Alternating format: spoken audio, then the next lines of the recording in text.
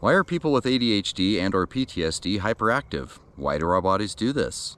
When it comes to the hyperactivity, are we just excessive exercise enthusiasts, or is it our bodies trying to mine for something like norepinephrine, dopamine, and serotonin? Those are the brain messengers that make us feel good, concentrate, and, boost mood, and also feel reward. I mean, are you tired of being called crazy because you exercise consistently? The fact is, you're actively trying to not be crazy by exercising. The process of exercising, moving our bodies, releases those three neurotransmitters, the brain messengers that just serve to calm us down. So PTSD messes with your body's internal alarm system, and ADHD messes with your body's suppression system. And so when you have the two together, something's got to give.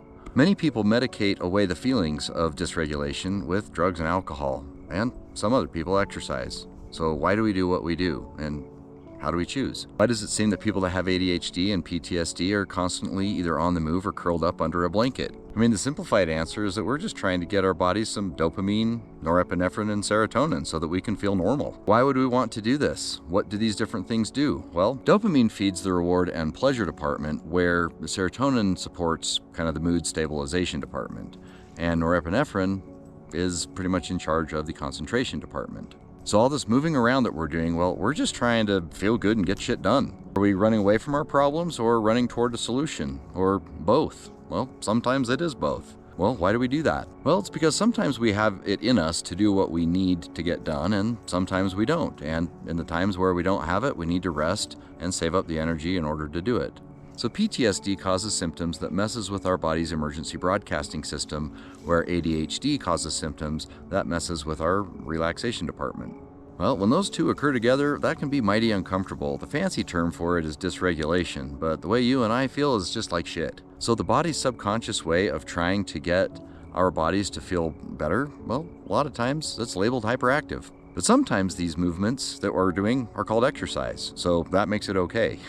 So exercise produces the three main neurotransmitters that our body is lacking and, well, makes us feel better. At the end of a good long run, I feel happy, I feel calm, and it helps me go to sleep. That's because now my body was able to produce more dopamine, norepinephrine, and serotonin. It's funny how complicated we think that all of our feelings and thoughts and actions and all that are, when really pretty much everything we're doing is just trying to get the balance of the right neurotransmitters in our brain so that our bodies feel regulated. When you're outside, the feel of the wind, the rain, if you like that kind of thing, or sun on your face, I mean, that feels good. That produces dopamine. That triggers the reward system. We feel rewarded for our activity, and we're internally motivated to do it again so that we can feel good again. Dopamine also contributes to our ability to feel alert. So the sense of calm that you get after a productive exercise is, well, that's from serotonin. Serotonin gets released when our joints move in a bunch of different ways. The fancy term for that is proprioception. So, that's why doing certain activities that aren't in your normal, realm of activity, well, you feel kind of good and you think, man, I should do that more. For me, that's rock climbing. I love rock climbing. I just don't do it very often. And every time I do it, my joints are moving in a way that's a lot different than, say, trail running or hiking or mountain biking or anything else that I would do. And so at the end of those activities, you feel a little bit better. You feel a little bit more rewarded. You get a little bit more serotonin from that. And you also end up getting a little bit more norepinephrine, which helps you to focus, get the things done that you need to do, but it also helps your brain calm down and go to sleep. How cool is it that our bodies just subconsciously know how to help us? I mean, all we have to do is learn how to listen to it. So about 10 years ago, I was as miserable as I had ever been. I thought I was at rock bottom, which sounds like a Dwayne Johnson's butt joke. But I was just miserable. I needed a change. And, I've always been active. I love mountain biking. I love to play soccer, just pretty much always on the move. Hiking was always fun. But I was in a place where something different needed to happen. And so I decided to start running. I mean, running was something that I hated. It was a punishment growing up. Like if you were in gym class and you screwed up, you had to take a lap. So, for me, I didn't really love running. But I knew I needed some kind of a change, and I started doing it. What I found is that because it was different, because it was consistent, I started to feel better, and then I was able to go a lot longer distances. And I found for me, in order to calm, my brain down and get a good mix of, those three neurotransmitters, I had to go really far. There are a lot of events out there like Ironman, triathlons, ultramarathons, things like that, where you have to put in a significant physical effort.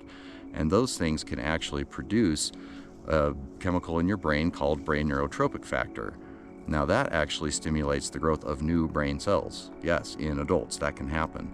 And so I think a lot of times when our bodies get just super miserable and we engage in these, extreme athletic events, there's actually science behind it. And at the end of the day, it is helping us rewire our brains and get to the point where maybe we can deal with the things that we haven't been able to deal with before.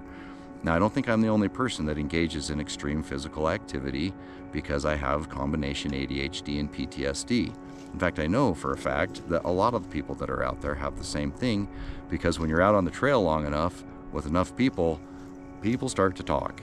And that is one of the things that, I have found to be really helpful. And that's one of the things I'm trying to do with these YouTube videos, is create a community where we can talk. We don't want to share like intimate details or anything, but we can share things that help, those of us understand that, there are other people out there that are going through similar things, and why not share our ideas and see what we can do to try to help each other out. So when you get called hyperactive, just know that, you're not. You're actually trying to make your body feel normal. So when people tell you to shut up and sit down and be quiet, they're actually telling you to do the exact things that are making things worse. And so, if you need to excuse yourself and get out and move around, that's the ideal situation. But anyway, I hope that this helps. Put in the comments the things that you have found to do to help with your, hyperactivity disorder. I don't think it's a disorder, you guys. I just think it's just a coping strategy that our bodies are doing in order to help us feel regulated. So I'd love to hear your comments. Hit like and subscribe. Makes me feel like doing this stuff is worth it.